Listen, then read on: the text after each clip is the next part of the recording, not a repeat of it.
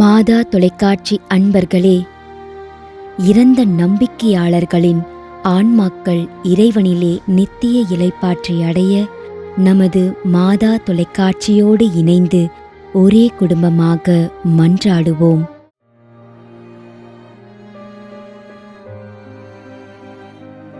BA. Lourdes மேரி முதலாம் ஆண்டு நினைவஞ்சலி.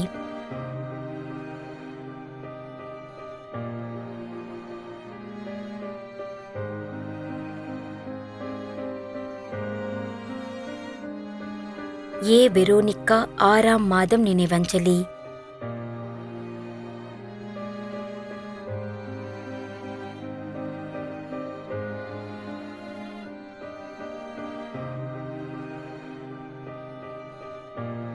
Jacob.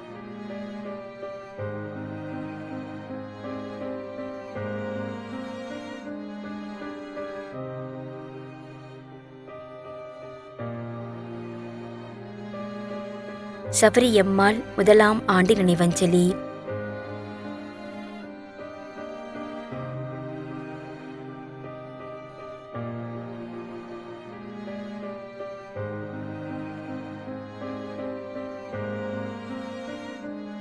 Jerome Rosario, Coimbatore.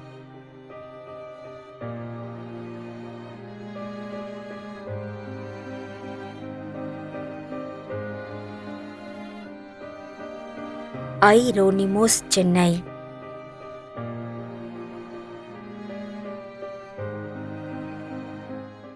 மேலும் யாரும் நினையாத நம்பிக்கையாளர்களின் ஆன்மாக்களுக்காகவும் மன்றாடுவோம்.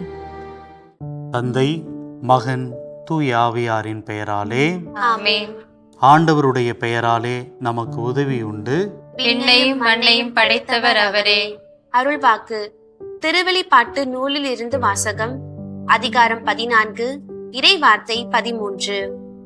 விண்ணகத்திலிருந்து ஒரு குரலை கேட்டேன். இது முதல் ஆண்டவரோடு இணைந்த நிலையில் இறப்போர் பேறு பெற்றோர் என எழுது என்று அது ஒலித்தது. அதற்கு தூய ஆவியார், ஆம், அவர்கள் தங்கள் உழைப்பிலிருந்து ஓய்வு பெறுவார்கள், ஏனெனில் அவர்களின் செயல்கள் அவர்களை பின்தொடரும் என்று கூறினார்.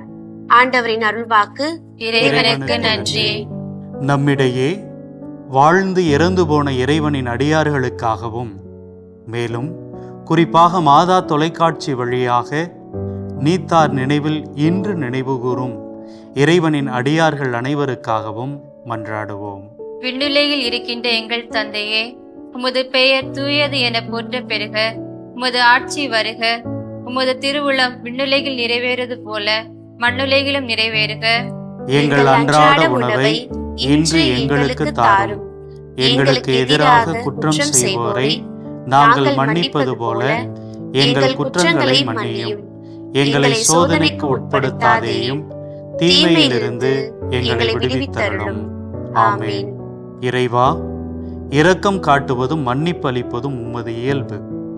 ஆகையால் உமது திருவடிகளுக்கு வந்துள்ள இன்று நாங்கள் நினைவுகூரும் ஆன்மாக்கள் மீது இரக்கம் கொண்டு அவருடைய குடும்பத்தார் மற்றும் மாதா தொலைக்காட்சி குடும்பம் செலுத்தும் ஜெபங்களை ஏற்று அவரது குற்றங்களையும் அவற்றிற்குரிய தண்டனையையும் மன்னித்து அமைதியும் முடிவில்லா வாழ்வையும் தந்திடுமாறு எங்கள் ஆண்டவராகிய கிறிஸ்து வழியாக உம்மை மன்றாடுகின்றோம். ஆமென். நிலையான இளைப்பாறுதலை ஆண்டவரே இவர்களுக்கு அளித்தருளும். முடிவில்லாத ஒளி இவர்கள் மேல் ஒளிவதாக. இறந்த நம்பிக்கையாளர்களின் ஆன்மாக்கள் இறைவனின் இரக்கத்தினால் அமைதியில் இளைப்பாறுவனவாக. ஆமென்.